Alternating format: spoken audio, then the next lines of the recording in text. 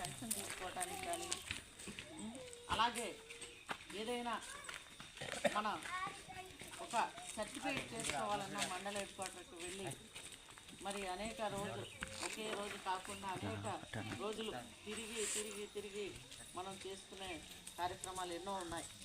ఏ కార్యక్రమానికైనా సరే ఈరోజు చూసినట్లయితే మన పంచాయతీ లెవెల్లోనే మనకు సచివాలయాలు ఉన్నాయి. మరి సచివాలయాలకే కాకుండా మరి మరి నియమించడం జరిగింది.